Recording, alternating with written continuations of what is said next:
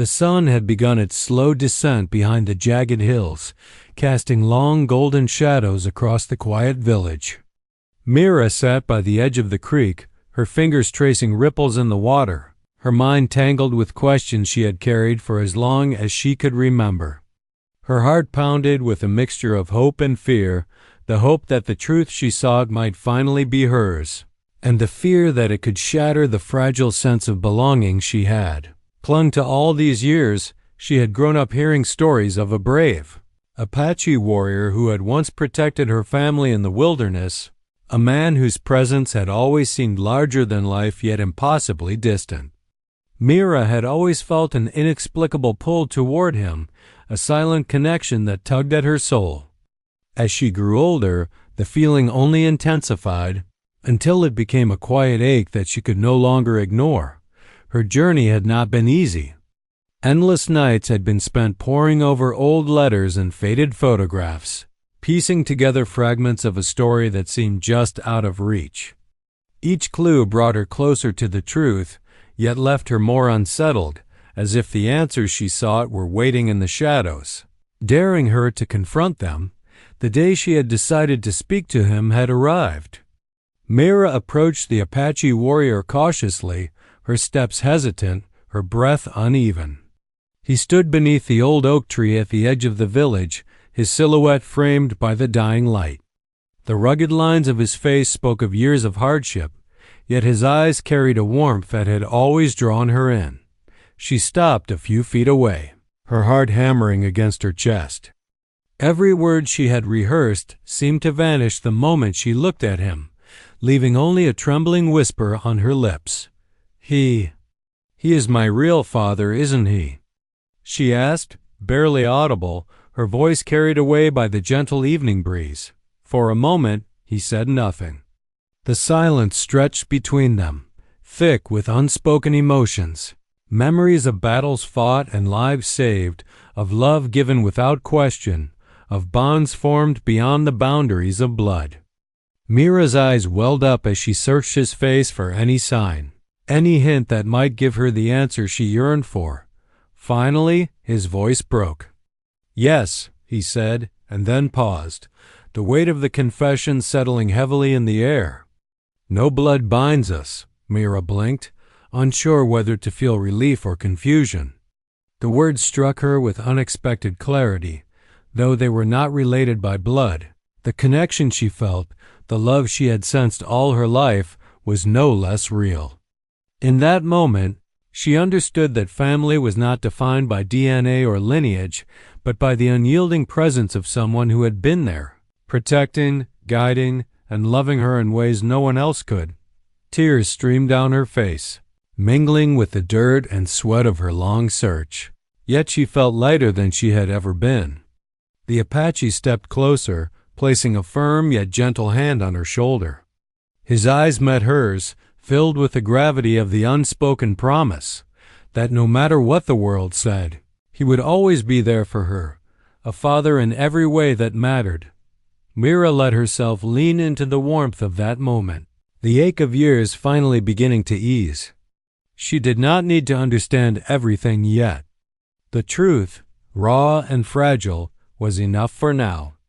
The bond she had felt all along, unbroken and undeniable, had finally been acknowledged, and as the sun disappeared behind the horizon, casting the village into a soft twilight, Mira realized something profound. Family was not always written in blood, it was written in the heart. The night had settled softly over the village, the stars shimmering like tiny lanterns in the inky sky. Mira sat by the fire outside her home, the flickering flames reflecting in her eyes as she replayed the conversation in her mind. "No blood binds us." The words echoed, strange yet comforting, like a secret only the two of them now shared. Her heart still raced with disbelief, yet beneath it all was a quiet sense of peace she had never known before.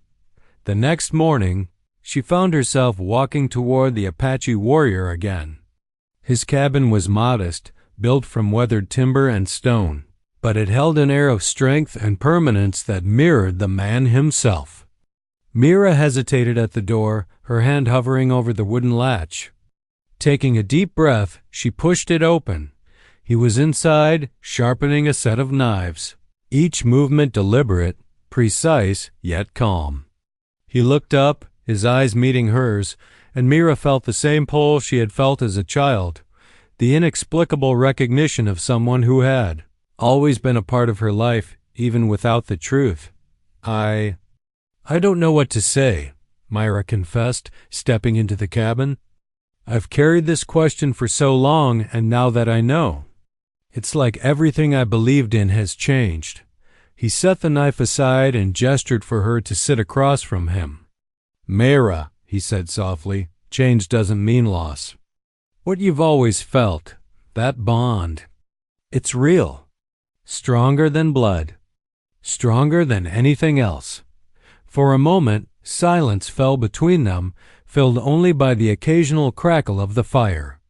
Mira watched him, noticing the small scars along his hands, the quiet strength in his posture, the warmth in his gaze. Slowly, she realized that family was not just about shared DNA. It was about presence, protection, guidance, and love. I always felt it, she said, her voice barely above a whisper. Even before I understood. I always felt you were mine in some way. He nodded, a small, almost imperceptible smile crossing his face. And I have always felt the same, he admitted. From the moment I first saw you, I knew. I could not explain it then, and perhaps I never could. But I have always been here, and I always will be. Mira's chest tightened, the weight of years of searching and uncertainty beginning to lift. She took a deep breath, feeling the warmth of the cabin and the steady presence of the man who had quietly watched over her life. Can we start over? She asked, her voice trembling. Not as strangers, not as acquaintances, but as father and daughter? He reached out, placing his large hand over hers. Yes, he said firmly, his voice filled with conviction. We start now. No blood is needed to bind us. The bond of love, trust, and care. That is more than enough. For the first time in years, Mira felt whole. She realized that the path to understanding her identity had not ended with the revelation of truth, it had just begun. Their bond would grow through shared moments, laughter, lessons, and even the quiet silences that needed no words. The fire crackled, casting shadows across the walls, and Mira leaned back, letting herself breathe fully for the first time. She understood that family could be chosen, nurtured, and cherished even when the conventional ties of blood were absent. And as she looked at the Apache, the man who had become her father in every meaningful way, she knew that this bond, strong, unshakable, and enduring, was just the beginning of a life they would share together. Outside, the wind whispered through the trees, carrying the promise of new beginnings. Inside, Mira felt the warmth of home, not built from walls and roofs, but from the love that had always existed between them. The days that followed were quiet, yet filled with small, meaningful gestures. Mira had begun visiting the Apache warrior daily, each moment slowly dissolving the distance that had existed between them for so long. It wasn't instant. The weight of years of uncertainty couldn't vanish overnight, but with each shared glance, each word exchanged, the bond grew stronger, more tangible. One morning, Mira arrived at his cabin just as the first rays of sunlight touched the forest canopy. He was already outside, tending to a small fire for breakfast. The smell of roasted herbs and coffee drifted through the crisp air, making her stomach growl despite the cool morning.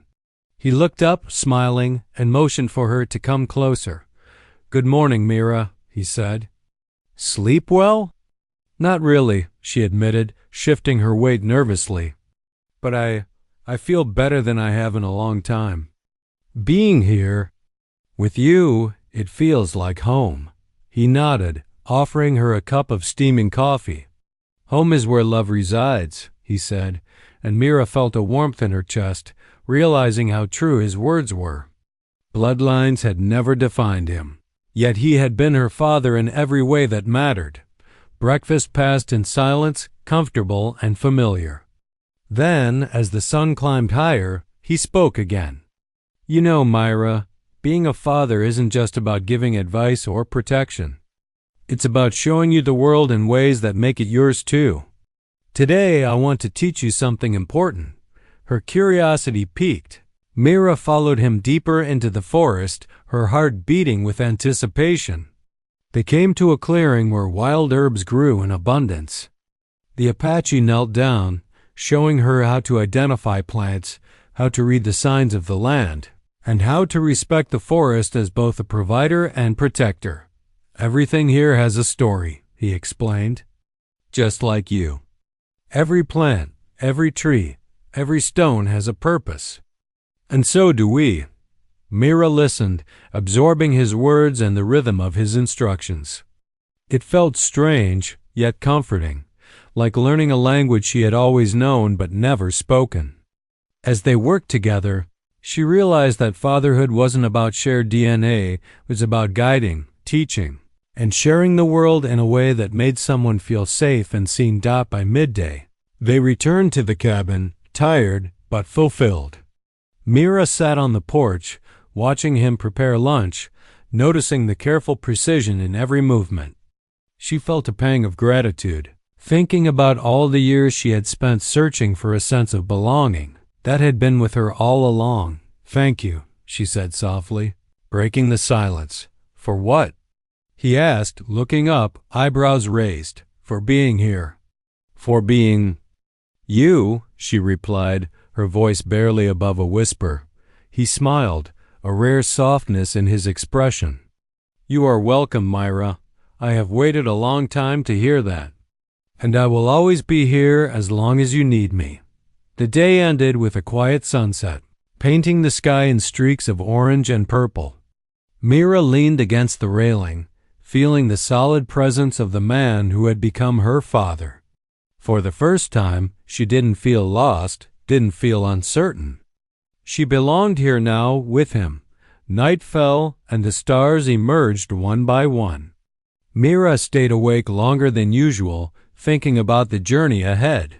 She knew there would be challenges, old wounds to heal, questions to answer, lessons to learn, but she also knew that with him by her side, she could face anything.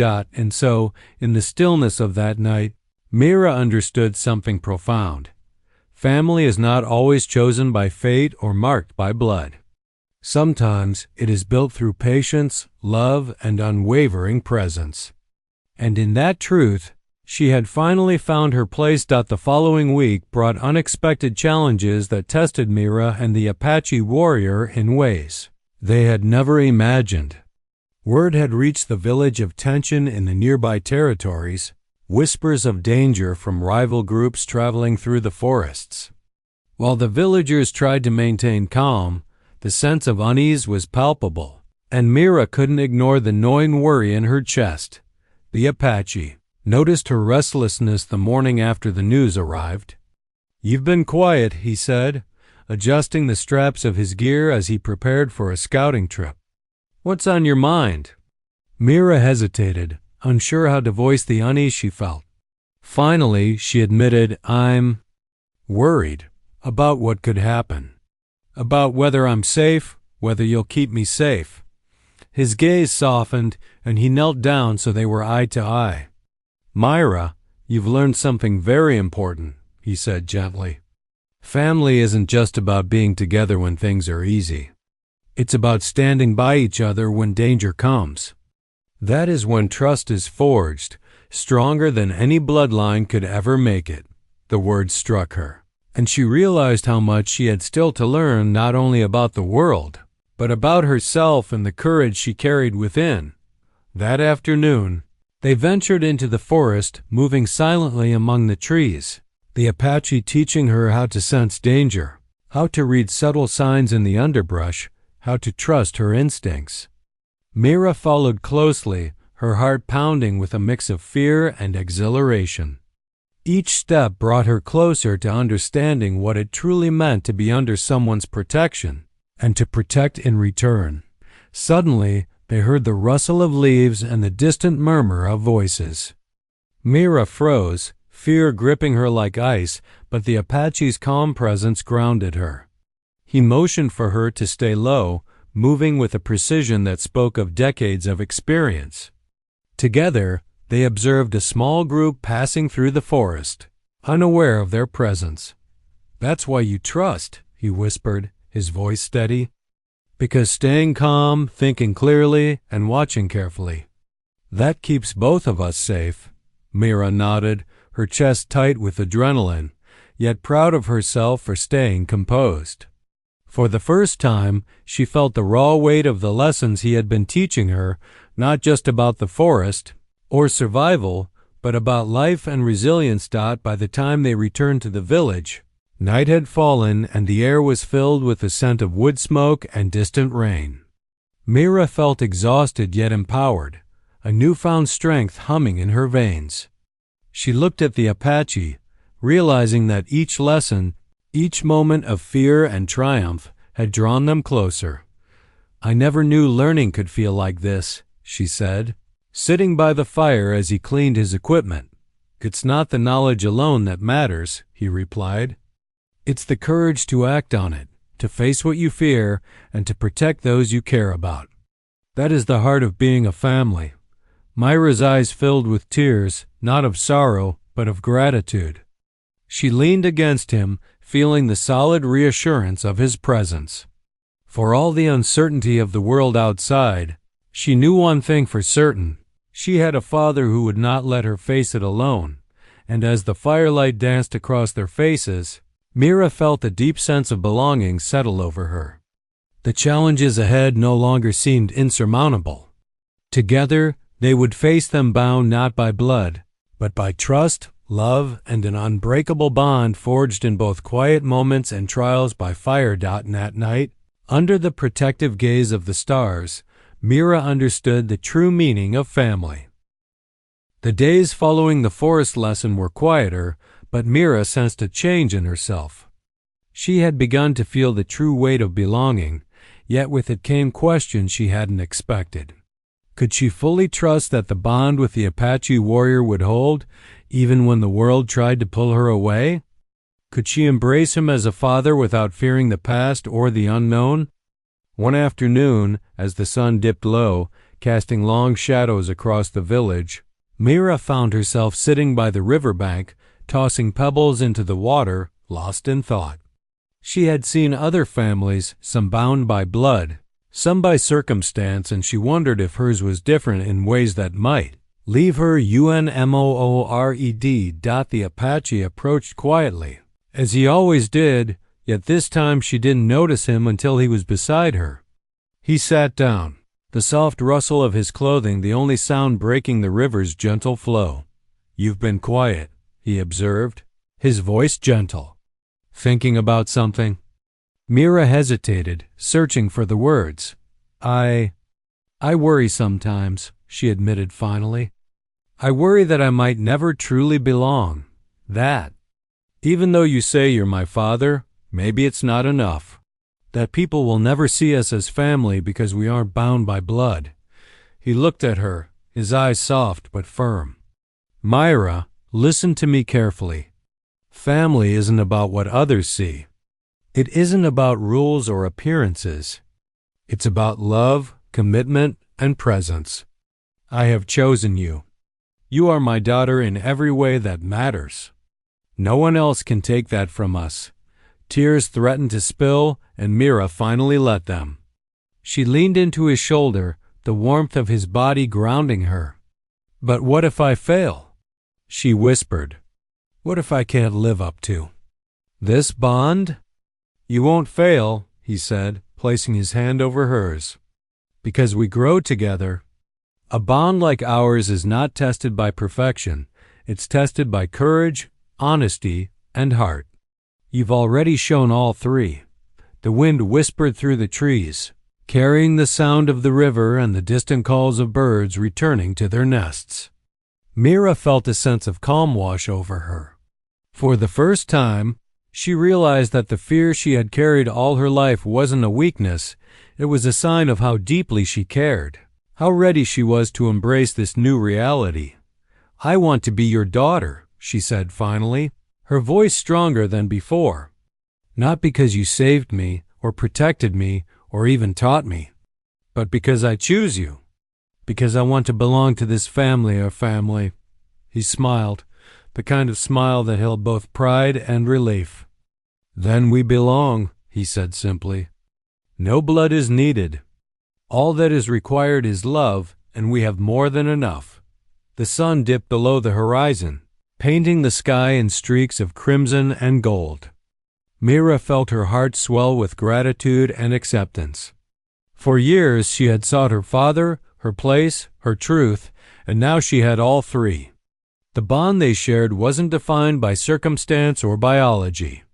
It was defined by choice, by care, and by the courage to open their hearts fully to one another. As the night crept in and stars began to pierce the sky, Mira understood something profound. True family is not given, it is built, nurtured, and claimed. And in the Apache warrior, she had found not only a protector and guide, but a father who had been waiting, patiently, to walk this path with her. That evening, they returned to the cabin together, their hands brushing, silent promises forming in the space between them. In the quiet of their shared home, Mira felt a sense of peace that had eluded her for years. She was no longer searching. She had found, and the heart, she realized, is far stronger than blood. The village had grown quieter over the past few weeks, but the Apache warrior remained vigilant. Mira, now more confident in her bond with him, accompanied him on small tasks, gathering herbs, checking traps, and observing the world through his careful, patient eyes. Yet, despite the calm, a lingering tension hovered, as if the forest itself whispered warnings of trials yet to come. One evening, a distant scream tore through the quiet air. Mira's heart leapt into her throat as the Apache dropped his tools and grabbed his cloak. She followed without hesitation, instinctively trusting his guidance. They ran toward the outskirts of the village, where smoke was rising from the small cluster of cabins at the edge of the woods. A group of outsider strangers with rough faces and sharp weapons had begun causing chaos, setting fire to homes and frightening the villagers. "Stay close," the Apache commanded, his voice low but firm. Mira nodded, her pulse pounding. She had faced fear before, but nothing like this. The fire's heat licked at the edges of the forest, and she could smell the sharp sting of smoke in the air. Together, they moved silently through the trees, the Apache assessing the situation. "We have to protect the people," he said, determination flashing in his eyes. "And we'll start with those in immediate danger." Mira followed him as he darted into the chaos, his movements precise and purposeful. He guided her to a cabin where a family was trapped, the doorway blocked by burning debris. "We can do this," he whispered. "Trust me." For the first time, Mira felt the full weight of what it meant to be under his protection.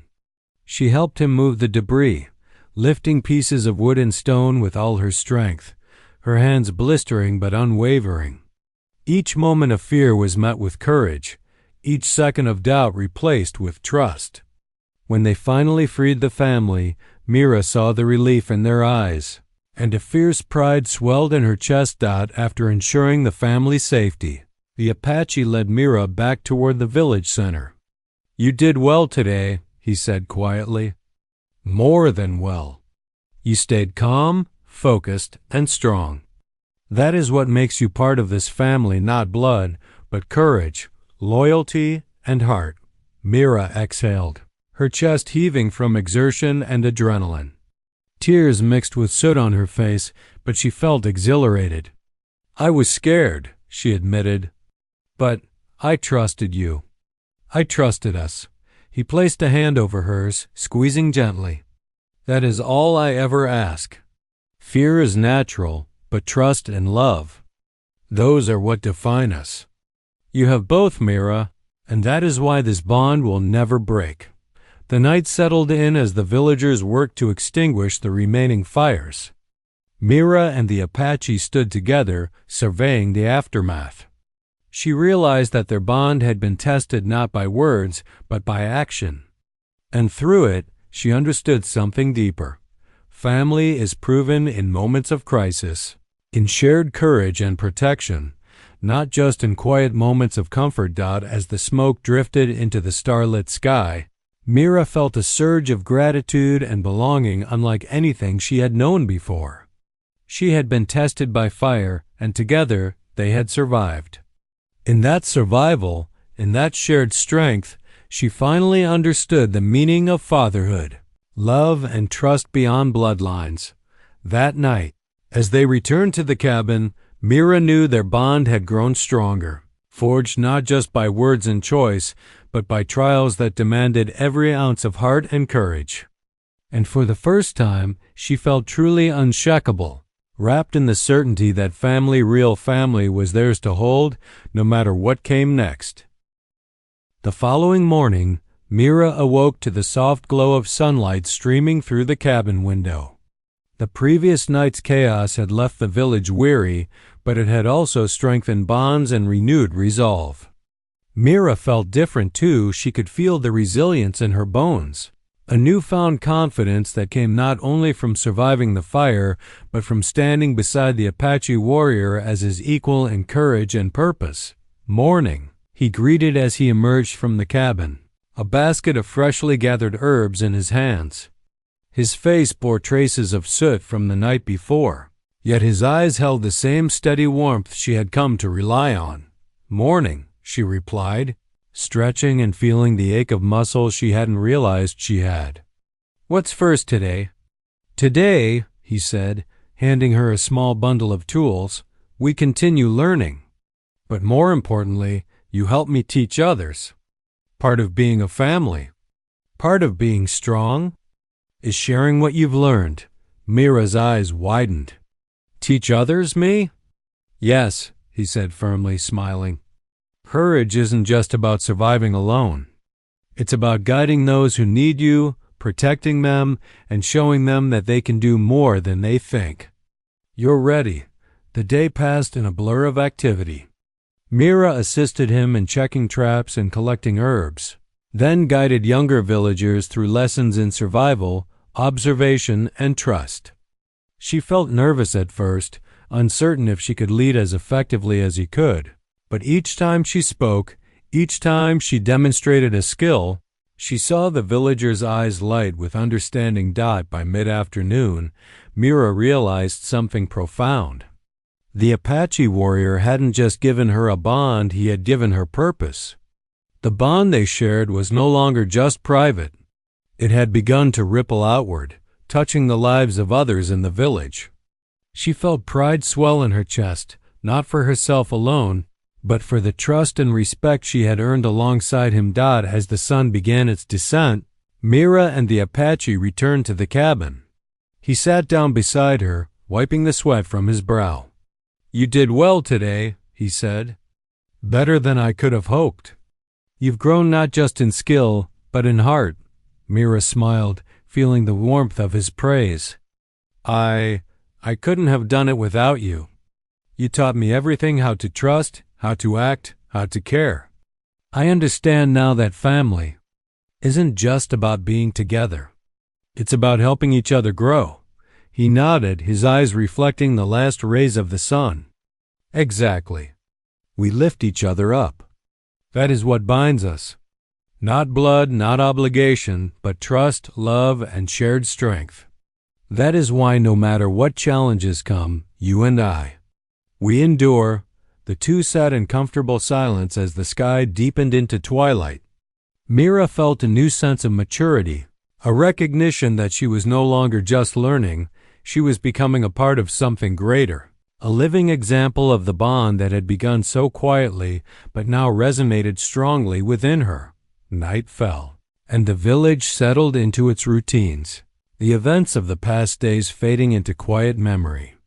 Mira lay in bed that night, thinking about the journey so far, the revelations, The dangers, the lessons, and the laughter. Her heart swelled with gratitude for the Apache warrior, not just for the protection he had given, but for the trust he had instilled in her, and the love that had become the foundation of their family. For the first time, she didn't feel like a child seeking her place. She felt like a daughter who had truly arrived, someone ready to face the future with him by her side, learning, growing, and standing together against whatever life might bring. And in that certainty, Mira found peace. She belonged. She had a father, not by blood, but by everything that mattered. The days that followed were calm, almost deceptively so. Mira began to settle into a rhythm, learning, teaching, laughing with the villagers, and sharing quiet evenings by the fire with the Apache, who had become more than a protector, more than a teacher. He was her father in every way that mattered, but peace has a way of testing bonds as much as danger. One evening, as the firelight danced across the walls of the cabin, a group of strangers rode into the village. They carried themselves with an air of authority, their voices sharp, their eyes scanning the people as though they were weighing their worth. Mira stayed close to the Apache, sensing the tension ripple through him. The leader, a tall man with pale eyes and a hard jaw, approached. His gaze lingered on Mira, then flicked to the Apache. "This girl," he said flatly. "She doesn't belong here." Myra's breath caught. She felt every eye in the village turn to her. Her heart pounded, but the Apache stepped forward, his body a shield between her and the stranger. "She belongs," he said firmly. "She is under my care," the man smirked. "Care or claim? Blood does not bind you. And without blood, what right have you to call her yours?" The words cut through Myra like a knife. Her old doubts resurfaced, the whisper of fear that maybe she didn't belong, that maybe she was just a burden carried by the kindness of one man. She looked up at the Apache, her lips trembling, but his expression never faltered. "My right," he said slowly, his voice low and steady, "comes not from blood, but from bond. Blood alone does not make a father. Choice does. Love does. Protection does. She is mine because I say she is, and because she has chosen me as much as I have chosen her." Mira felt tears sting her eyes. For the first time, someone had spoken her worth aloud, not as a stray or a burden, but as a daughter with a place and a family. The pale-eyed man scoffed. "We'll see if that bond holds when the world tests it. Don't think choice alone can keep her safe."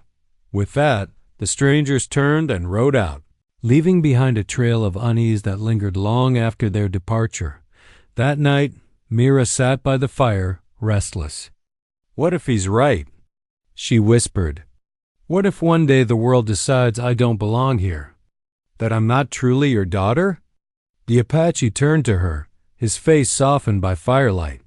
He reached out, resting his calloused hand gently on hers. "The world does not decide who you are to me. I do, and so do you. No man, no bloodline, no law can take that away.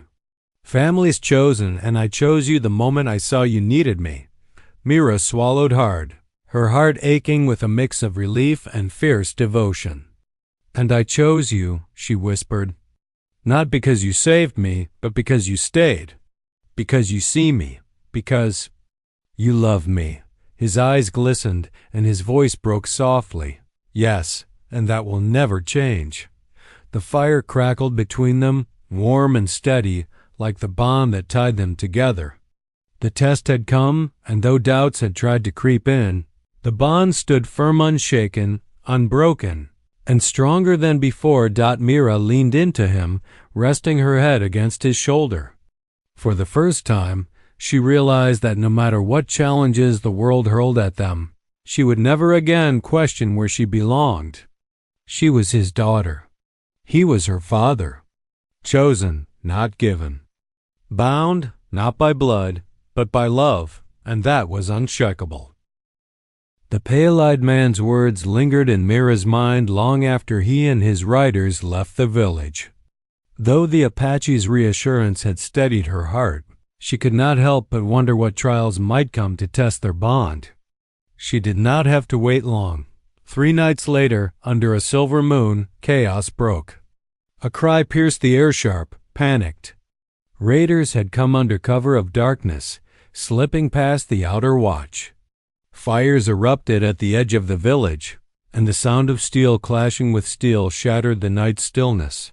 The Apache warrior leapt into action, his bow already strung, his movements quick and precise.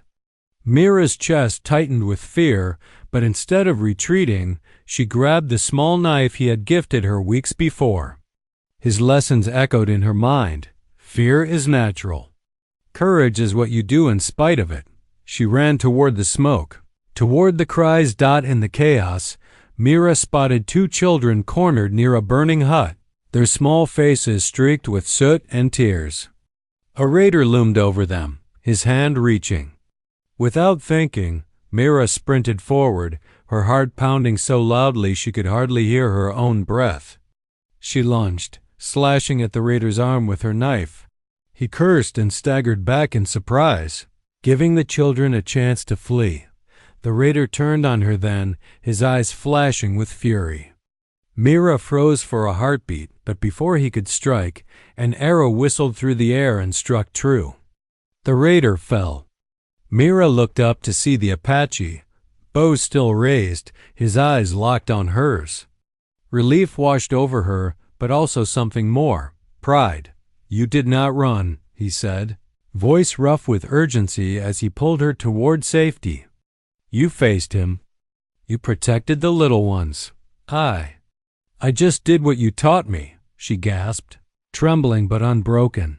The battle raged until dawn, but the villagers fought fiercely, side by side.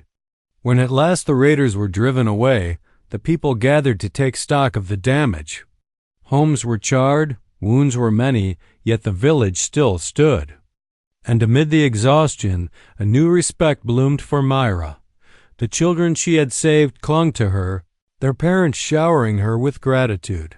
Later, as the smoke thinned and the village began to rebuild, Mira sat beside the Apache, her hands still shaking from the memory of the night. "I was so afraid," she admitted softly. He looked at her, his expression solemn but tender. "Fear does not make you weak. You were afraid, and still you acted. That is strength." Mira blinked back tears.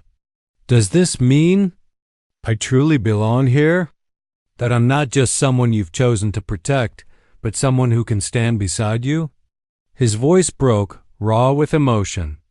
"Yes, you proved it tonight. You are not only my daughter in heart, you are my daughter in courage. And nothing, not blood, not strangers, not raiders, can take that away." Mira leaned into him, her heart swelling with fierce love and relief. For so long she had doubted, had questioned, had feared the bond between them was fragile. But now she knew. It had been tested in fire, in danger, in the eyes of those who doubted, and it had endured as dawn painted the sky with streaks of gold. Mira whispered, "Then I will always stand beside you, no matter what comes." And the Apache, his arm around her shoulders, nodded. Together, always. The bond they shared had ceased to be a secret between 2 hearts. It was now a truth witnessed and honored by the whole village. The village healed slowly from the raid. Charred huts were rebuilt, wounds were tended, and life began again under the watchful eye of the mountains. Yet something had shifted, not just in the village, but in Mira, and the Apache. Mira no longer walked with hesitation. The villagers, once uncertain of her place, now nodded with respect when she passed. The children she had saved followed her like shadows, their laughter chasing away the memory of fire and fear. She was no longer simply the girl who had been sheltered, she was the daughter of a warrior, and her actions had proven it. One evening, as the sky bled into hues of crimson and gold, Mira sat with the Apache outside their cabin. The air was quiet except for the crackle of the fire and the distant songs of the village as they celebrated survival. She broke the silence with a whisper that carried the weight of all her years of questioning. "He is my real father, isn't he?" The Apache's hand stilled on the bowstring he was mending. His voice trembled, raw and honest. "Yes," he said softly. "No blood binds us, but what we share is deeper than blood." Mira's eyes filled with tears not of sorrow, but of understanding. "I used to think family meant people who looked like you, who shared your name, your past. But now I know. It's the people who never leave, who choose you every day." She turned to him, her voice steady. "And you chose me."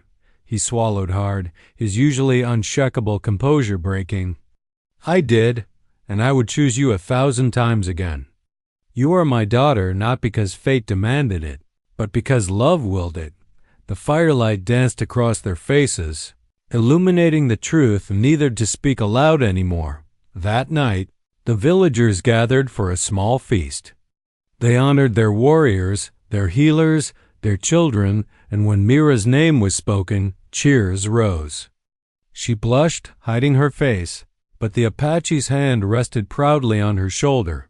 "She is my daughter," he declared before them all, his voice strong. "No raider, no stranger, no doubt will ever say otherwise." The people nodded, voices rising in agreement. In that moment, the question that had haunted Mira was silenced forever.